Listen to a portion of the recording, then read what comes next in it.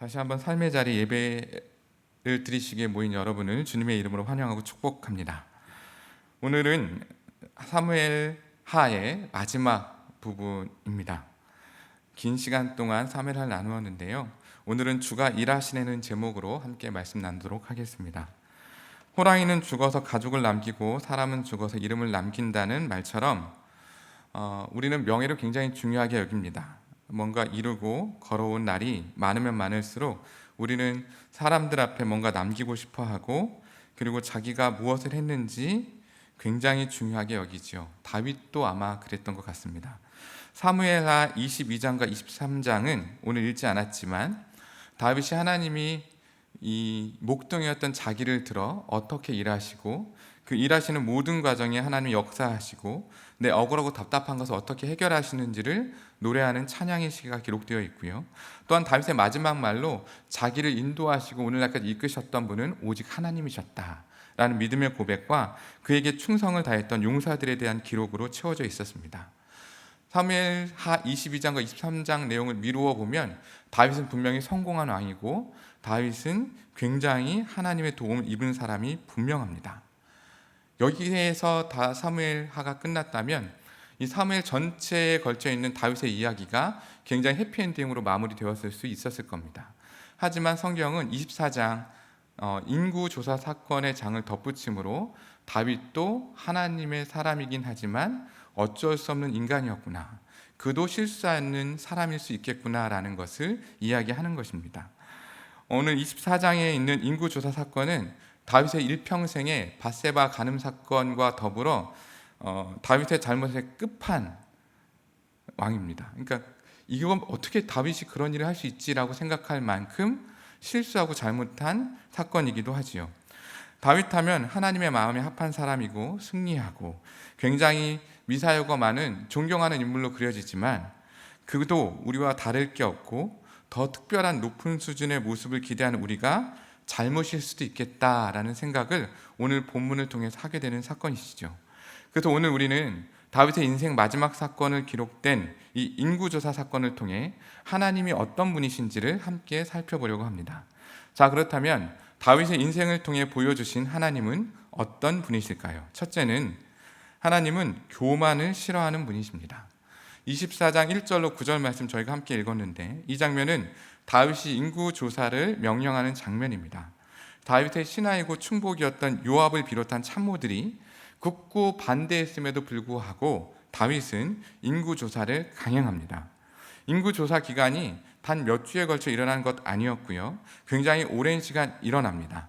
8절을 보면 그들 무리가 국내를 두루 돌아 9달 20날 만에 예루살렘에 이르러 라고 되어 있습니다. 그러니 한 10여 개월 가까운 시간 동안 인구조사가 이루어지는 굉장히 큰 사역이었던 것이죠. 그리고 인구조사가 시행되는 20개월 시간 동안 다윗도 아마 자신의 행동의 정당성에 대해 여러 가지로 생각했을 것입니다. 그런데 조사를 마치고 10절 말씀을 보면 인구조사를 계획하고 시행하고 마치는 동안 하나님이 어떠한 말씀도 하지 않고 있었던 것을 볼 수 있습니다. 그리고 10절 말씀에 다윗이 조사한 후에 그의 마음에 자책하고 다윗이 여호와께 아뢰되 내가 이 일을 행함이 큰 죄를 범하였나이다. 여호와 이제 간구함나니 종의 죄를 사하여 주옵소서. 내가 심히 미련하게 행하였나이다 라고 합니다. 여러분, 지금 하나님은 근 10개월의 시간 동안 이 인구조사 사건에 대해서 아무런 말씀도 하지 않으셨는데 다윗이 보고를 받는 순간 본인이 잘못했다고 먼저 용서를 구하고 있는 장면입니다. 이상하지 않으십니까? 하나님은 아무 말씀하지 않으셨는데 다윗이 먼저 자책하고 있는 장면. 여러분, 다윗은 스스로 하나님 앞에 나아가 내가 큰 죄를 범하였습니다 라고 얘기하는 것을 보면 분명히 자기가 뭔가 잘못한 것을 알았다는 마음이 있다는 거예요. 그리고 이런 것은 일단 혼나기 직전에 가는 어떤 불안감에서 오는 깨달음이었을 수도 있습니다. 중요한 건 인구조사 사건을 통해 다윗은 어떠한 죄악을 범하였는데 사람들은 이 어떠한 죄악의 내용이 교만이었다라고 이야기합니다. 이 역사적 배경을 놓고 보면 충분히 그럴 수 있겠죠. 22장 사무엘하 22장 23장 내용을 보면 다윗이 분명히 하나님이 왕으로 세우셨고 굳건한 왕국을 이루셨습니다. 그리고 그 왕이 부강하게 되었고 이 부강하고 안정된 이 왕권을 통해서 다윗이 전쟁을 일으키는 목적으로 인구를 조사했다라고 주장하는 사람도 있고요. 아니면 다윗이 하나님이 주신 것들을 보고 마치 밧세바 간음 사건에 자기가 성전을 거닐면서 만족하고 안정감을 취했던 것처럼 이 자신의 인생 말년에 자기가 이루어놨던 모든 것들을 보고 이만하면 됐다. 더 이상 하나님이 필요하지 않았던, 하나님 없이도 되었던 그 안심의 상태가 다윗의 죄악의 시작이었을 수도 있다라는 고백이었던 거예요. 그러니 다윗은 자신이 가지고 있는 누리고 있는 여러 가지의 성취들을 통해서 하나님이 아닌 자기를 돌이켜봤던 것입니다. 여러분, 그럴 수 있지 않겠습니까? 다윗이 분명히 하나님이 이 모든 것을 이루셨다고 고백은 했지만 그 일에 동원되었던 자기도 어느 정도 지분이 있다고 생각할 수 있습니다. 그러니까 다윗의 마음에 죄가 틈탈 수 있는 여지가 분명히 있었던 것이죠. 그러니까 이런 일을 나를 통해 일하셨으니 나도 어쩌면 그 일에 조금 역할을 했으니 자기도 그런 거 누릴 수 있다라고 생각하지 않겠습니까? 제가 비슷한 경우는 아닐 수 있겠지만 예배 인도하다 보면요, 찬양 인도 잘하면 찬양 인도가 끝나면 성도들이 은혜 받는 게 눈에 보입니다. 그리고 자리에 탁 돌아앉거나 설교를 잘해가지고 사람들이 은혜 받는 걸 탁 보이면 자리에 앉는 순간 저한테 어떤 마음이 드냐면 주님, 제가 해냈습니다. 이런 순간의 고백이 순간 탐타 온다는 거예요. 그게 뭐예요? 하나님이 하신 일을 자기가 가로채는 심정 아닙니까? 오늘 다윗에게 그러한 마음이 틈탈 수 있는 여지가 분명히 있을 수 있다는 거예요. 그리고 그것을 하나님이 죄악으로 여기시고 하나님이 그것을 교만이라고 얘기하시고 심판하시는 거죠. 그런데 중요한 건 다윗 한 사람의 잘못은 분명한데 왜 7만 명이나 되는 이스라엘 백성들이 같이 죽어야 하는 거예요? 거기에 대한 의문을 가지고 볼 때 1절 말씀에 그 의문을 해결할 수 있는 힌트가 있는데요. 1절 말씀 우리 함께 보도록 하겠습니다. 여호와께서 다시 이스라엘을 향하여 진노하사 그들을 치시려고 다윗을 격동시키고 가서 이스라엘과 유다의 인구를 조사하라 하신지라. 마치 하나님께서 이스라엘에 대하여 못마땅하고 분명히 이걸 혼내야겠다라는 명분을 가지고 다윗을 격동시켰다라고 읽혀질 수 있습니다. 그러니 그들이 잘못을 했고 이 잘못한 것을 빌미로 하나님께서 이들을 심판하겠다라고 볼 수도 있으나 하나님은 자신이 인간을 충동시켜서 죄를 짓게 하고 그걸로 징계하시는 하나님이 아닙니다. 우리가 오해할 수 있는 여지가 있어요. 근데 그들이 뭐라고 해요? 여호와께서 다시 이스라엘 향하여 진노하사. 지금 다윗 한 사람의 교만으로 말미암아 하나님이 인구조사 사건을 통해 심판하고 징계하시는 거라고 볼 수 있겠지만 다윗이 이스라엘 전체를 대표하는 왕이고 또한 전체를 대표하는 것이라면 이스라엘 백성들 사이에서도 다윗과 같은 하나님을 없이 여기는, 하나님 없이 생각하는 교만한 마음들이 민족 가운데 보편적으로 있을 수 있다는 거예요. 아까도 말씀드렸지만 지금 이스라엘은 굉장히 부강한 국가입니다. 힘있고 안정적이에요. 다윗이라는 분명하고 확실한 왕이 있었고 그 왕이 이웃국들을 평정하고 이웃국들이 그들을 두려워하고 있어요. 그러니 이제 이 평화가 다윗으로 말미암아 온 것이다. 이게 하나님이 아니고 다윗이고 사람이라는 것으로 바꿔하는 이스라엘 백성들 안에 그 마음들이 있었다는 거예요. 그래서 1절에 뭐라고 기록됩니까? 다시 이스라엘을 향하여 진노하사 이렇게 얘기하는 거예요. 이들이 하나님을 찾고 구하고 하나님의 기준대로 하나님을 따르는 것이 아니라 하나님이 아닌 사람을 따르고 하나님이 아닌 자신들의 수고와 노력으로 이 평화가 유지된 것처럼 착각하고 있기 때문에 하나님도 이 일을 다윗에게 이 격동시키는 마음을 통해 일어나게 하셨다는 거죠. 여러분, 본문은 하나님이 다윗을 충동질하여 이렇게 심판했다고 여기는 순간 하나님이 그렇게 범죄한 인간을 향해 계획적으로 이렇게 생각했다라고 착각하시면 안 되는 거예요. 각자에게 그럴 만한 이유가 있었고 그 죄악의 행실의 결과로 오늘의 사건이 일어난 것이다. 여러분, 이게 조금 적절한 비유일지 모르겠지만 하나님이 우리에게 은혜를 부어주십니다. 그리고 하나님의 원리에 살던 사람들은 한 가지만 잘못해도 내가 하나님께 범죄했구나 라고 쉽게 자신의 모습을 돌이키고 깨달을 수 있어요.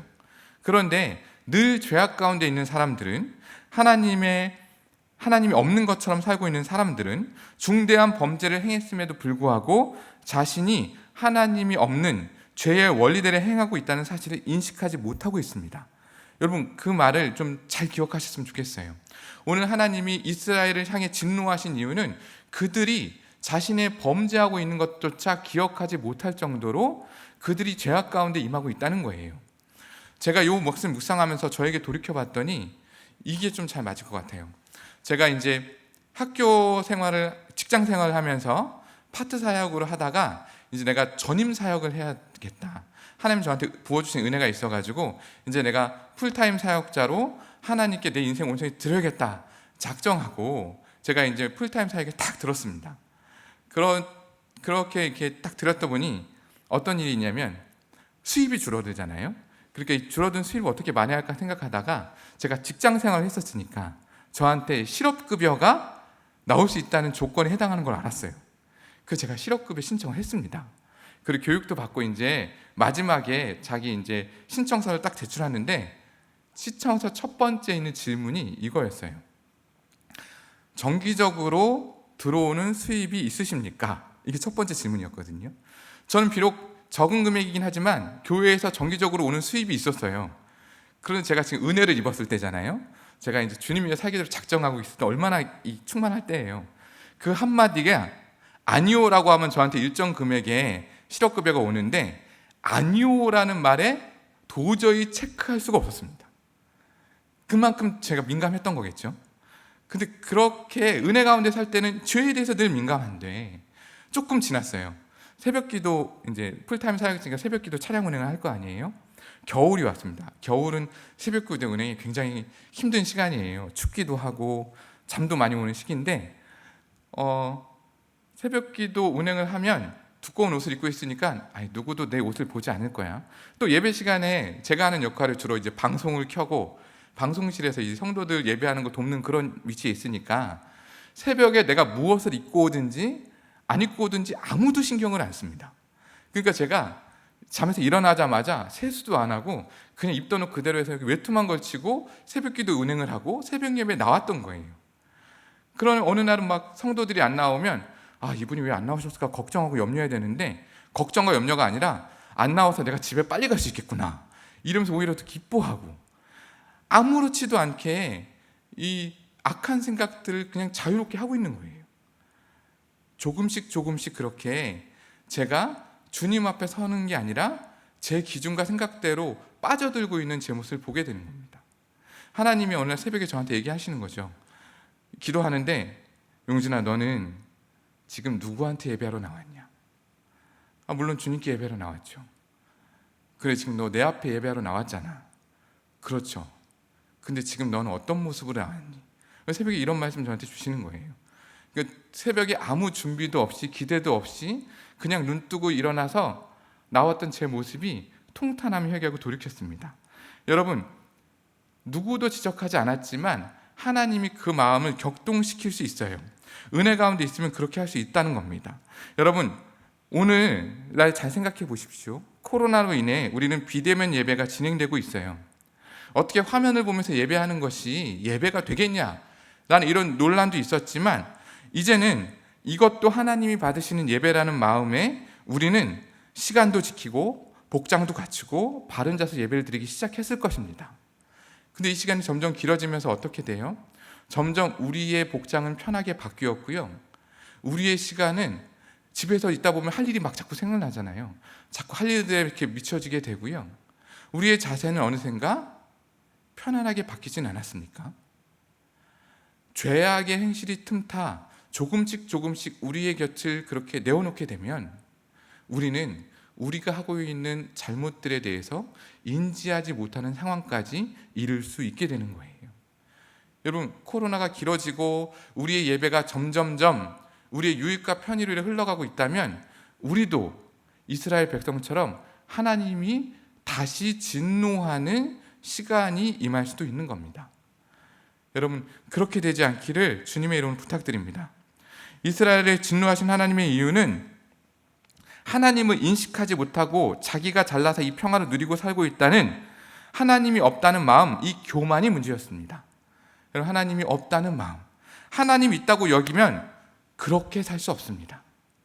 하나님 내 앞에 계시다고 생각한다면 그런 일을 도저히 행할 수 없게 되는 것이죠. 그러니 하나님께서는 자기 백성을 돌이키기 위해 전염병이라는 사건을 통해 그들을 가르쳐야 했습니다. 이스라엘 가르치기 위해 하나님이 다윗을 통해 세 가지 상황을 제시하지요. 7년간의 기근, 3달의 도피 생활, 그리고 3일의 전염병. 여러분, 이 말씀을 통해 다윗은 하나를 선택해야 했습니다. 오늘 읽진 않았지만 24장 14절 말씀에 다윗이 가덱에 이르되 내가 고통 중에 있도다 청하건대. 이제 다윗이 이 세 가지 제안을 받고 선택해야 될 때 이렇게 얘기하는 거예요. 여호와께서는 긍휼이 크시니 우리가 여호와의 손에 빠지고 내가 사람 손에 빠지지 아니하기를 원하노라 하신지라. 이 말은 무슨 뜻입니까? 지금 다윗에게 선택이 주어졌어요. 이제 자기를 비롯한 이스라엘 죄악 가운데 빠져서 하나님의 징계를 받아야 되는 시간입니다. 세 가지 상황 중에 하나를 선택해야 되는데 보니까 7년의 기근 경험했거든요. 쉬운 일 아닙니다. 그 다음에 3달간의 도피 생활, 사울을 통해 도피했던 자신의 생각이 떠올랐겠죠. 3일간의 전염병, 이건 아직 경험을 주지 못했어요. 그런데 분명한 건 첫 번째, 세 번째는 하나님의 손에 붙어있는 결정이었고, 두 번째, 자신이 도피하는 생활은 자기만 피해보는 되는 일이었어요.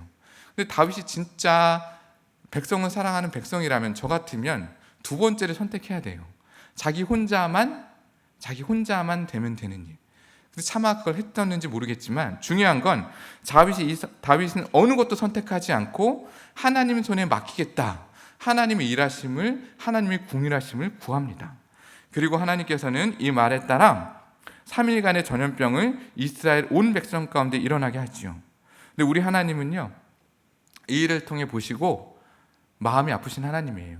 징계하시지만 징계를 통해 마음 아프신 하나님께서 24장 16절 말씀에 천사가 예루살렘을 향하여 그의 손을 들어 멸하려 하더니 여호와께서 이 재앙 내리심을 뉘우치사 백성을 멸하는 천사에게 이르시되 족하다.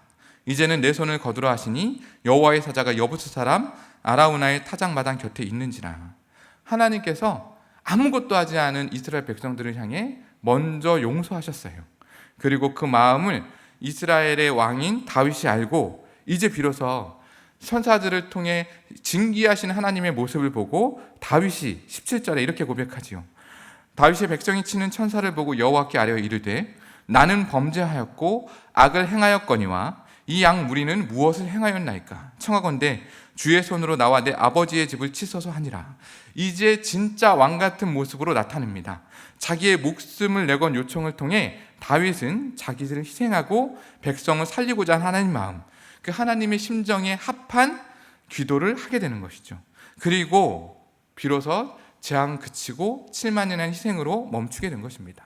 온 이스라엘 백성이 다 죽을 수 있는 상황에 7만이라는 숫자로 멈추고, 그리고 이제 하나님께서 그 재앙을 제단을 통해 제사를 받으심으로 화해하는 장면으로 24장 끝이 돼요.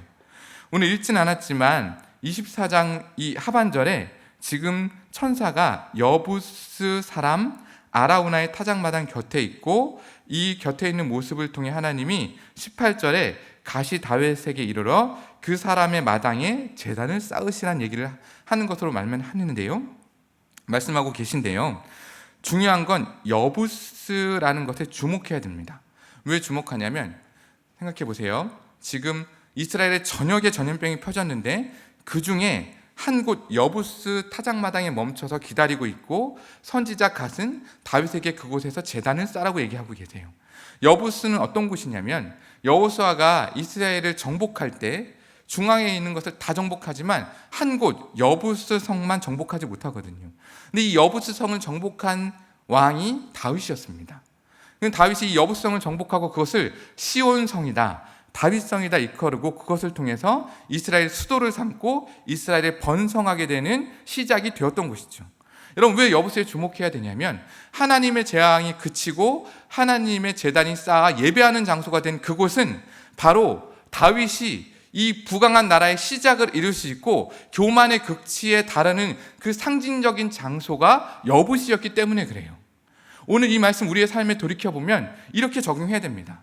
내가 가장 잘났다고 생각하는 곳, 내가 하나님 없이 여기는 행복의 자리, 내가 하나님과 상관없이 교만하고 있던 그 자리, 그곳이 하나님께 예배하는 장소로 회복이 되었을 때 비로소 재앙은 멈추고 하나님의 사람으로 회복이 시작되는 것입니다. 여러분, 그런 내 삶의 자리 돌이켜보십시오. 하나님 없는 그 교만의 자리가 어디인지, 하나님 없이 행복하다고 여기는 그곳이, 그리고 하나님과 상관없이 내가 이루었다고 하는 그 업적의 자리, 내가 돋보이는 그 자리, 하나님 없이 평안한 바로 그곳이 예배 자리가 되어야 우리는 하나님, 저는 아무것도 아닙니다. 제가 이루어놨던 모든 것은 결국 하나님이 하셨습니다. 이 믿음의 고백을 통해 비로소 교만이 아닌 겸손으로 하나님을 맞이하고 하나님과 함께할 수 있게 되는 것입니다. 여러분, 내 삶의 진짜 주인은 주님이십니다. 내 삶의 진짜 주관자는 주님이십니다. 우리의 재앙이 그치고 하나님을 더 깊이 알게 되고 하나님의 마음을 가지고 하나님의 원리대로 살 수 있는 그 삶의 자리가 바로 지금 내가 있는 하나님이 떠난 그 자리가 되기를 소원합니다. 우리 이런 믿음의 고백이 오늘 있어야 되겠습니다. 그래서 교만을 싫어하는 하나님을 이 다윗의 인구조사 사건을 통해서 깨닫게 되는 것이죠. 여러분, 내가 주인 된 자리에서 벗어나시길 주의 이름으로 부탁드립니다. 교만했던 그 자리에서 벗어나 예배의 자리가 되시기를 주님의 이름으로 축원합니다. 다음으로 다윗의 인생을 통해 보여주신 하나님은 어떤 분이실까요? 두 번째는 우리를 위해 끝까지 일하시는 분이라는 것입니다. 여러분, 우리를 위해 끝까지 일하시는 분입니다. 다윗과 이스라엘에게 전염병은 분명 환난이고 재앙이었습니다. 그들은 자신들의 죄 때문에 이런 일을 겪게 되었고 우리가 볼 때는 지금 보면 이스는 죗값을 받은 거야 라고 생각할 수 있겠지만 그들에게는 불행이고 고난이고 그들에게는 아픔이었을 것입니다. 그런데 이 환난이나 재앙이 꼭 불행이라고만 할 수 있겠습니까? 여러분, 잘 생각해 보십시오. 일단 로마서 3장 23절에 보면 모든 사람이 죄를 범하였음에 하나님의 영광에 이르지 못하노니 이렇게 기록되어 있어요. 무슨 얘기냐면 우리도 다 같은 죄인입니다. 그러니 우리도 우리의 죄의 행실로 말미암아 아니면 애매한 이유에서든지 주님을 따르는 의로운 고난일지 모르겠지만 우리도 언젠가는 환난이나 재앙을 만날 수가 있어요. 그러니 우리가 만나는 환난과 재앙, 이것들이 우리의 죄 때문인지 그렇지 않을지라도 중요한 건 이 일마저도 하나님의 일하심인 것을 믿으셨으면 좋겠습니다. 잘 생각해 보십시오. 우리가 구원을 받았다라고 얘기하는 것은 무엇으로부터 구원을 받는 거죠? 죄로부터 구원을 받는 거예요. 여러분, 우리가 죄인이었는데 의인이 되었다.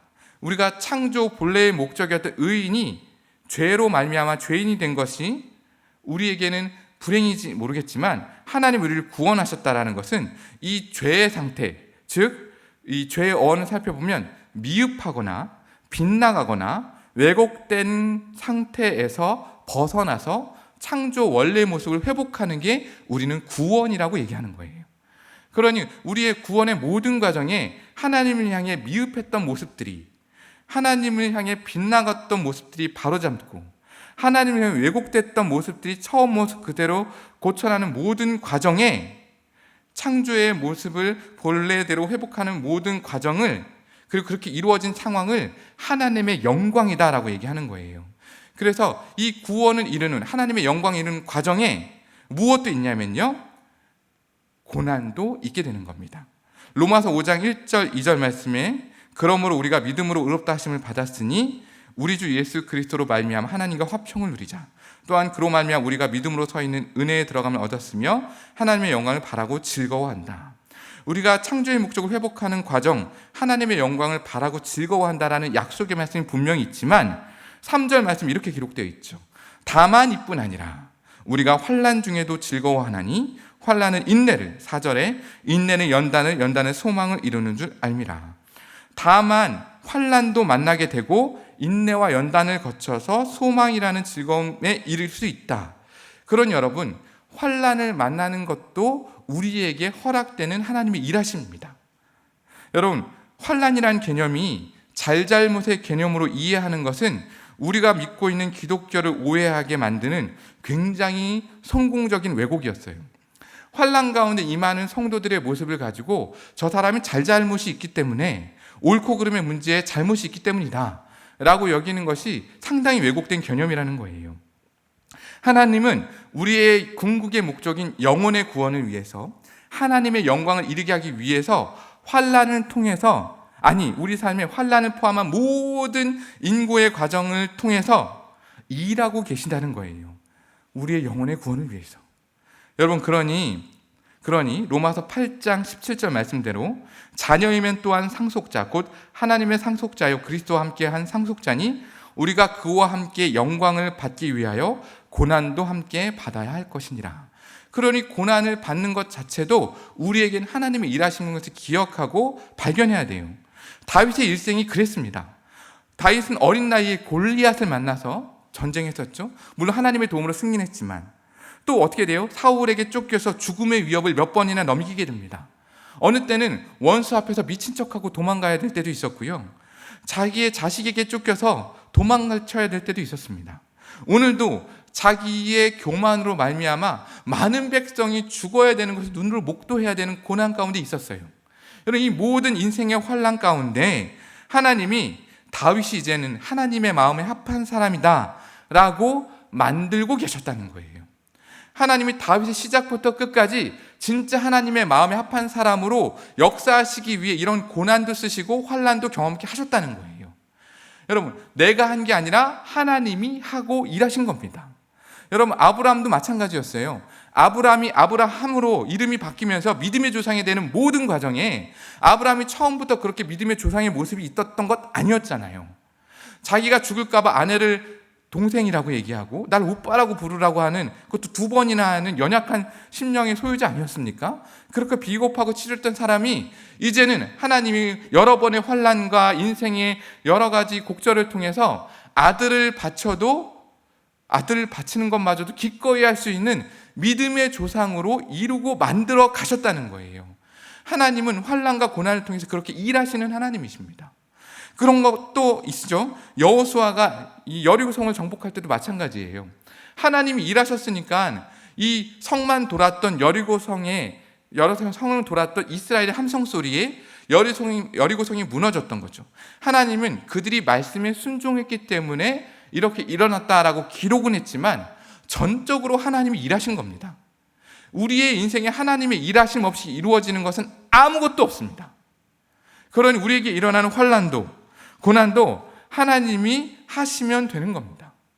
그리고 하나님이 어떻게 일하실지를 기대하고 그 의미와 가치를 발견하기를 기도하셔야 되는 거예요. 여러분이 환난이 오는 것, 고통 가운데 있는 것, 이렇게 징계하신 하나님이 내 안에 있다면 그것은 아직도 나를 포기하지 않고 구원이라는 과정, 하나님의 영광에 이르는 과정으로 이끌고 계시다는 믿음의 고백이 있어야 되는 겁니다. 여러분, 그런 믿음이 있었으면 좋겠습니다. 내 삶에 어려움이 있습니까? 네, 그럴 수 있어요. 그런데 당장 힘들고 어려운 것에 대해서 무작정 가서 하나님이 뜻하심이 있겠죠. 이거 위로 안 됩니다. 그런데 하나님께 간절히 기도하는 거예요. 그로 말미암아 하나님 분명히 뜻이 그를 통해 깨닫게 되기를 기도하셔야 됐으면 좋겠습니다. 여러분, 환난이 있다고 주저하시면 안 돼요. 이 비유가 적절할지 모르겠지만 요즘 코로나 때문에 아이들이 학교를 가지 않지요. 여러분, 학생들에게 학교는 환난이고 고난입니다. 잘 안 믿겨지실 것 같아서 제 아이가 8살인데요. 작년에 유치원 다니고 올해 초등학교 들어갔어요. 요즘에 제일 많이 하는 말이 뭐냐면 아빠 유치원에 다시 가고 싶어해요. 왜 그러냐면 유치원은 맨날 놀았는데 초등학교에 들어가니까 매일 공부할 게 생기고 과제가 생기는 겁니다.